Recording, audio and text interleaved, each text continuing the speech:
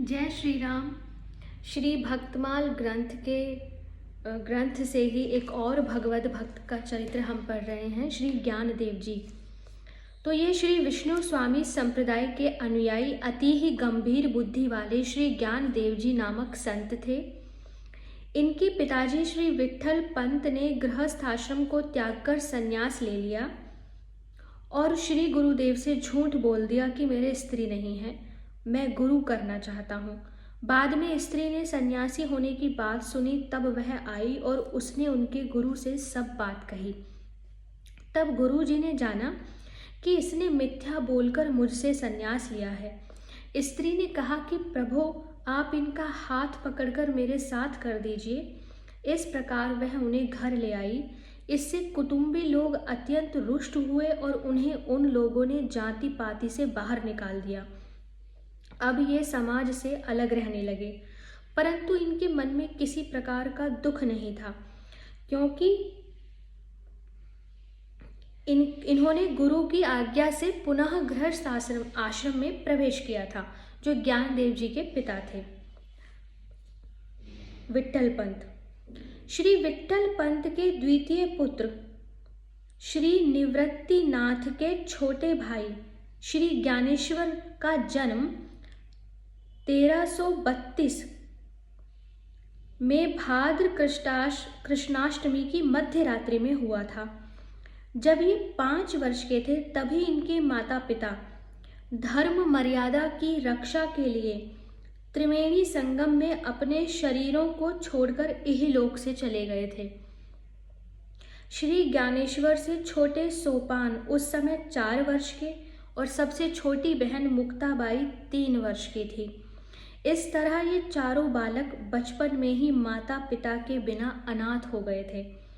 परंतु इनका चरित्र देखने से ऐसा मालूम होता है कि ये चारों भाई बहन इस प्रकार बाह्यतः अनाथों की सी अवस्था में ही नाथों के नाथ सकल लोकनाथ का कार्य करने के लिए आए हुए महान आत्मा थे।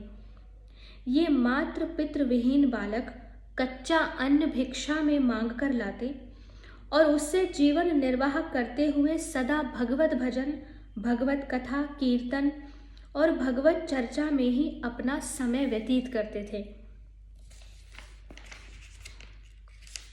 इनके सामने सबसे बड़ी कठिनाई इनके उपनयन संस्कार न होने की थी। उसके लिए आलंदी के ब्राह्मण इन्हें सन्यासी के लड़के जानकर अनुकूल नहीं थे, परंतु इनके साधु जीवन का प्रभाव उन पर दिन दिन अधिक पड़ रहा था और जब विट्ठल पंत तथा रुक्मणी बाई ने अलौकिक रूप से अपना देह विसर्जन कर दिया, तब तो उन ब्राह्मणों पर इनका और भी गहरा प्रभाव पड़ा। उनके हृदय में इन बालकों के प्रति सहानुभूति उत्पन्न हो गई और उन्होंने इन्हें सलाह दी कि तुम लोग पैठण जाओ, वहाँ के विद्वान शास्त्रज्ञ यदि तुम्हारे उपनयन की व्यवस्था दे देंगे तो हम लोग भी उसे मान लेंगे। अतः ये लोग पैदल यात्रा करके भगवान नाम संकीर्तन करते हुए पैठण पहुँचे।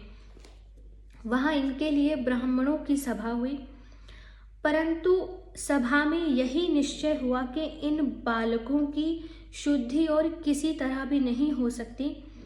केवल एक उपाय है और वह यही कि विसृज्य स्मयमानान् स्वान् दृशं व्रीडां च लौकिकीं प्रणमेदंडवद भूमा वाष्प चांडाल गोखरम। अर्थात अपने ऊपर हंसने वाले लोगों को और देह दृष्टि तथा लोक लाज को त्याग कर ये लोग कुत्ते, चांडाल और गौ समेत सबको भूमि पर लेटकर प्रणाम करें और इस प्रकार की भगवान की अनन्य भक्ति करें। इस निर्णय को सुनकर चारों भाई बहन संतुष्ट हो गए। निवृत्तिनाथ ने कहा, ठीक है। सोपान और मुक्ता ने कहा, यह बड़े आनंद की बात है। और ज्ञानेश्वर गंभीरता पूर्वक बोले, आप लोग जो कहें स्वीकार है। वहाँ से चारों भाई बहन लौटने को ही थे कि कुछ दुष्टों ने उन्हें छेड़छाड़ आरंभ कर दी। ज्ञानदेव से किसी ने पूछा, तुम्हारा क्या नाम है? उत्तर मिला, ज्ञानदेव। पास ही एक भैंसा था, उसकी ओर संकेत करके एक भले आदमी ने इनको ताना मारा कि यहाँ तो यही ज्ञानदेव है। दिन भर बेचारा ज्ञान का ही तो बोझ ढोया करता है। कहिए देवता, क्या आप भी ऐसे ही ज्ञानदेव हैं? ज्ञानदेव ने कहा, हाँ हाँ, इसमें संदेह ही क्या है, यह तो मेरा ही आत्मा है, इसमें मुझ में कोई भेद नहीं।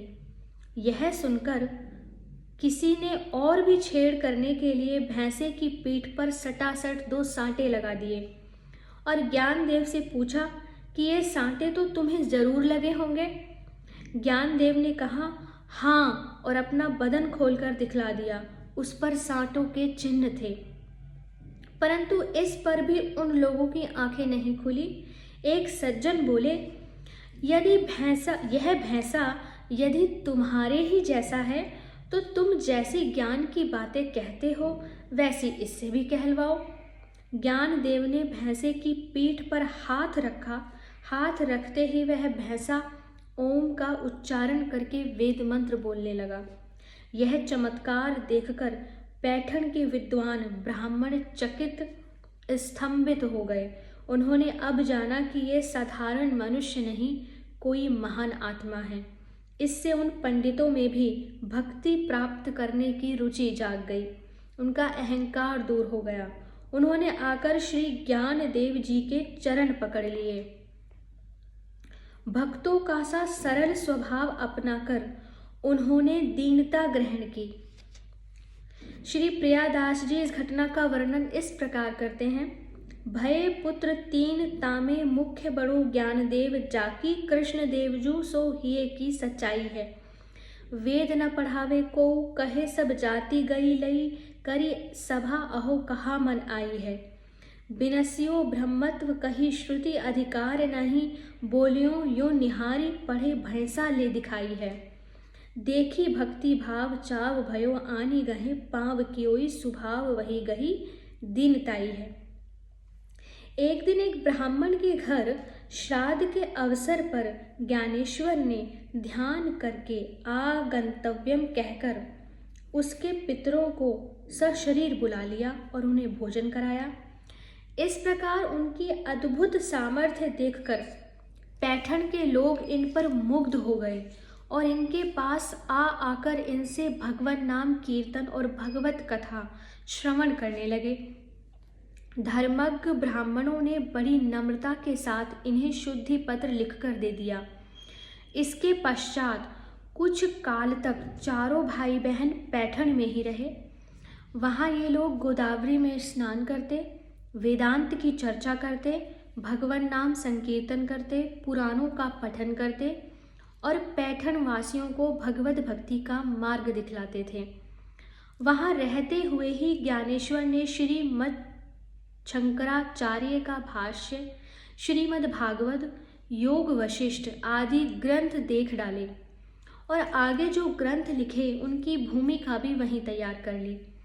इस प्रकार कुछ काल तक पैठण वासियों को अपना अपूर्व सत्संग लाभ कराकर श्री ज्ञानेश्वर आदि ब्राह्मणों का दिया हुआ वह शुद्धि पत्र लेकर आले नामक स्थान होते हुए नेवासे पहुँचे। इसी नेवासे में ज्ञानेश्वर महाराज ने गीता का ज्ञानेश्वरी भाष्य कहा, जिसे सच्चिदानंद जी ने लिखा। नेवासे से कुछ काल के लिए श्री ज्ञानेश्वर आदि चारों भाई बहन आलंदी चले गए। वहाँ के लोगों ने इस बार उनका बड़े आदर और प्रेम के साथ स्वागत किया। फिर जब ज्ञानेश्वर महाराज अपने भाई बहनों के सहित नेवासे लौट आए, तब उन्होंने सद्गुरु श्री निवृत्तिनाथ के सामने गीता का स्वानुभूत भाष्य कहना आरंभ किया। उस समय तक श्री निवृत्तिनाथ 17 वर्ष के, श्री ज्ञानेश्वर 15 वर्ष के, सोपान देव 13 वर्ष के और मुक्ताबाई 11 वर्ष की हो चुकी थी। ज्ञानेश्वर महाराज ने अपने इस बाल जीवन में जो जो चमत्कार दिखलाए, उनमें सबसे बढ़कर चमत्कार तो यह ज्ञानेश्वरी ग्रंथ ही है, जिसे उन्होंने केवल 15 वर्ष की अवस्था में लिखा था। इसके बाद श्री ज्ञानेश्वर ने तीर्थ यात्रा आरंभ की। यात्रा में गुरु निवृत्तिनाथ, सोपानदेव, मुक्ताबाई भी साथ थे। कहते हैं कि इस यात्रा में विसोबा खेचर, गोरा कुमार, चोखा मेला, नरहरि सुनार आदि अन्य अनेक संत भी साथ हो लिए। सबसे पहले श्री ज्ञानेश्वर महाराज पंढरपुर गए, जहां उन्हें श्री विट्ठल भगवान के दर्शन हुए तथा परम विट्ठल भक्त श्री नामदेव से भेंट हुई। तत्पश्चात श्री नामदेव जी को भी साथ लेकर श्री ज्ञानेश्वर महाराज ने अनेक स्थानों में अपने ज्ञानोपदेश द्वारा असंख्य मनुष्यों का उद्धार करते हुए उज्जैन, प्रयाग, काशी, गया, अयोध्या, गोकुल, वृंदावन, द्वारका, गिरनार आदि तीर्थ स्थानों का परिभ्रमण किया और तदंतर वे सब संतों के साथ पंढरपुर लौट आए। पैठण आदि स्थानों में श्री ज्ञानेश्वर महाराज ने जो अद्भुत अद्भुत चमत्कार दिखलाए, उनके कारण इन चारों भाई बहन का यश सर्वत्र फैल गया और सब दिशाओं से आर्त, जिज्ञासु, अर्थार्थी तथा ज्ञानी सब प्रकार के भगवत भक्त एवं योगी, यति, साधक आदि इनके दर्शनों के लिए आने लगे। बात उन दिनों की है जब ज्ञानदेव अलंदी ग्राम में निवास कर रहे थे। उन्हीं दिनों श्री चांगदेव नाम के एक सिद्ध योगीराज ताप्ती नदी के किनारे आश्रम बनाकर रहा करते थे। उनकी आयु और प्रतिष्ठा बहुत अधिक थी, साथ ही उनके शिष्यों की संख्या भी हजारों में थी। इस बात का उन्हें अभिमान भी बहुत था। उन्होंने जब ज्ञानदेव की महिमा सुनी तो अपने हजारों शिष्यों को साथ लेकर वे उनसे मिलने चल दिए। उस समय वे एक सिंह पर सवार थे। उनके एक हाथ में त्रिशूल और एक हाथ में सर्प का कौड़ा था। आलंदी गांव के समीप पहुंचने पर चांगदेव के शिष्यों ने श्री ज्ञानदेव के पास जाकर अपने गुरु के आगमन की बात बताई। यह सुनकर श्री ज्ञानदेव के बड़े भाई श्री निवृत्तिनाथ जी ने ज्ञानदेव से कहा, चांगदेव हमारे अतिथि हैं, अतः उनके स्वागत के लिए तुम्हें जाना चाहिए। उस समय शीत ऋतु थी। ज्ञानदेव एक मिट्टी की दीवार पर बैठे धूप सेवन कर रहे थे। चांगदेव के शिष्यों और अपने बड़े भाई की बात सुनकर उन्होंने दीवार से कहा, चल।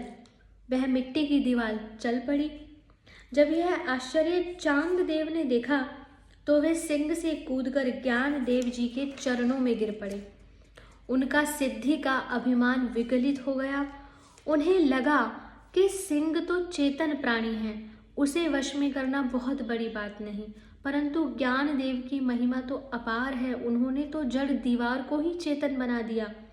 श्री ज्ञानदेव जी ने उन्हें उठाया। उनकी कृपा दृष्टि पड़ते ही चांगदेव में भक्ति का संचार हो गया।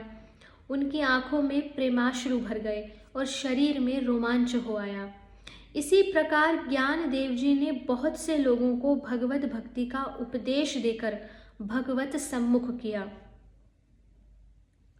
कुल 21 वर्ष 3 मास 5 दिन की अल्प अवस्था में श्री ज्ञानेश्वर महाराज ने जीवित समाधि ले ली और उनके समाधि लेने के बाद 1 वर्ष के भीतर ही सोपानदेव, चांगदेव, मुक्ताबाई, निवृत्तिनाथ भी एक एक करके इस लोक से परम धाम को पधार गए।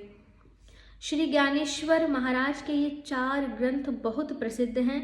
भावार्थ दीपिका अर्थात ज्ञानेश्वरी, अमृतानुभव, हरिपाठ के अभंग तथा चांगदेव पासठी। इनके अतिरिक्त उन्होंने योग वशिष्ठ पर एक अभंग व्रत की टीका भी लिखी थी, पर अभी तक वह उपलब्ध नहीं हुई। और ऐसे होते हैं भगवान के अनन्य भक्त।